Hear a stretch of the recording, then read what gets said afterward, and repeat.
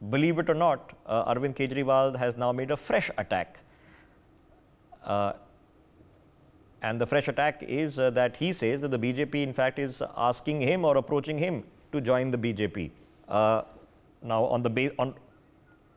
on what basis this has happened, I believe he said this out in public in a rally. Let me quickly get my colleague Naveen Nishant into the broadcast.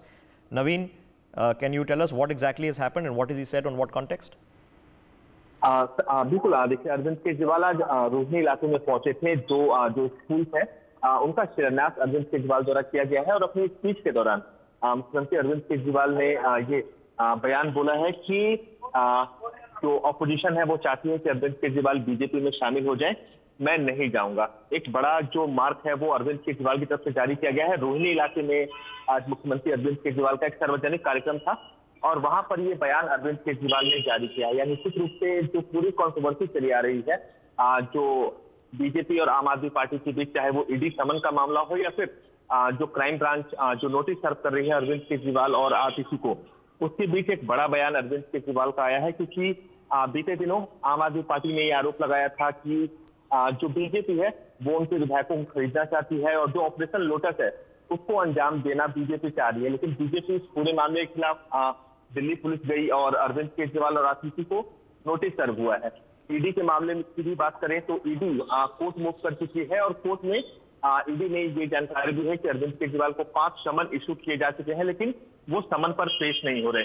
तो 7 फरवरी को जो ED की मामली है उसमें court की सुनवाई होनी है और निश्चित रूप से कोर्ट से भी बहुत राहत अरविंद केजरीवाल को नहीं मिलेगी, क्योंकि समन पर पेश होना किसी के लिए भी जरूरी होता है। हेमंत सोरेन के मामले में भी हमने देखा था, हेमंत सोरेन ने भी कोर्ट का दरवाजा खटखटाया था, लेकिन कोर्ट से भी उन्हें बड़ी राहत नहीं मिली थी।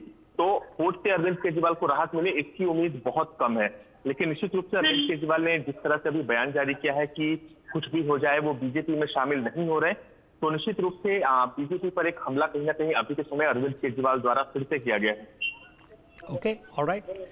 More details will be awaited. The political frontage is definitely exploding as we go, and yeah, 2 months to go for general elections in this country, in which yes, there is a battle in Delhi, where the unique position, of course, is faced that the Aam Aadmi Party has dominated local politics in Delhi, while the BJP swept the last Lok Sabha election with 7 out of 7 seats.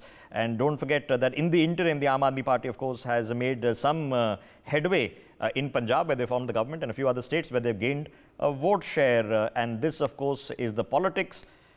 That, of course, is the electoral cycle which we are upon. For more such videos, subscribe to the NewsX YouTube channel, hit the bell icon.